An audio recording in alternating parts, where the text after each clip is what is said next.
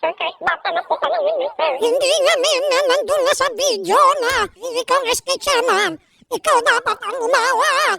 Sir, pinaalis ko naman po sila. Ano pinaalis na doon? Dapat tawa-tawa ka pa tapos nagmamanicure ka tapos meron pa doon nagtitwerk. Puro kayo mga gay doon. Pinagtipan niyo yung bata. Every time po kasi nakatalikod ako, nag-manicure po ako. Hindi nga. At saka isa pa ang sinasabi ni chairman, matigas daw talaga ang ulo mo. Palagi mo na inaapi ang kanyang mga tauhan. Sir, may issue po kasi kami ni chairman yun. Sinapak niya po ako. Kaya po ganito. Hindi tama na nasapakin ka kasi abusado ka. Dapat, Sir, bago po yun mangyari, sir. sir, doon pa lamang sa video na ikaw ay nagmamanicure habang meron doon minor de edad na binab... Doon pa lang maliwanag na isa kang abusado may problema sa pag-iisip. Sira ulo, in short. Dahil kumating sa... Kaya nga.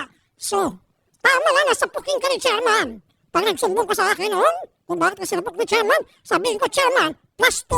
Tapos sinabi mo para walang kinakatakutan, sa Diyos ka natatakot. Sir, wala po kong ginagawang, wala po kong pinasabing ganyan, sir. Hindi ko po yung kayang gawin kahit kanina na po tanong. Nga, sige, umiyak ka. Tulad ng pag-iyak ng bata doon sa video, umiyak ka ngayon, sige. Tingnan natin, akala ko matapang ka, umiyak ka, hindi ko umiyak eh. Umiyak ka. Sir, wala naman po talaga kaming ginagawa, sir. Yung video, ipipresenta namin sa PNP at doon, ipit na ipit kayo lahat. 16 years old yung bata, ginanon nyo. Ikaw, SK chairman, dapat nagpapakita ka ng magandang ehemplo. Ikaw ang umaawat, ikaw ang tumutulong, ikaw ang nagbibigay ng gabay sa lahat ng mga kabataan doon sa inyong barangay. Bagkus, ikaw yung pasinuno at ikaw pa yung leader-leader ng kagatan. Habang meron doon batang inaapi, inaabuso, hinahalay, nagmamanicure-manicure ka pa. Huwag ka na huwag ka na nagmamanicure, huwag ka na magproblema, magmanicure sa loob ng kulungan. Ang imamanicure sa'yo, ngipin mo, mamanicure yung dagdagan. Iba-ibang kulay pa sa ngipin mo. Alam mo, SK. Mas maganda po sana, sir, tanongin niyo po yung bata para po mas paniwanag nila. SK! The fact na nandoon ka habang may ginagawa na kalaswaan doon sa bata at hindi mo inawat, okay, maliwanag pa sa sikat ng araw na ikaw ay gari. Kasi hindi naman po talaga ginawa yun, sir. May anak po ako, sir. Oh, may anak ka pala. Bakit hindi ka naawa doon sa bata at inawat mo? Sir, inawat ko lang po yung guys. Paano mo po yung bata? Anong inawat itong sa video? Hindi ko pwede pakita itong video doon. Talagang sobrang maswato. Andun ka nakangiti ka sa tabi o nagmamanicure ka. Tapos, Kasi wala po talaga kaming idea na may ginagawang gano'n. Tapos po, kalokohan! Kalokohan! ang ginagawa po kami po, nakapalitid po ako sa kapusigan. Nagagawa na Si chairman na mismo nagsabi sa amin na napakatigas mo na, napakapasaway mo. Di ba? Butas-butas ka kipiro at dagol. Tingnan natin. Mamimiloso po ngayon.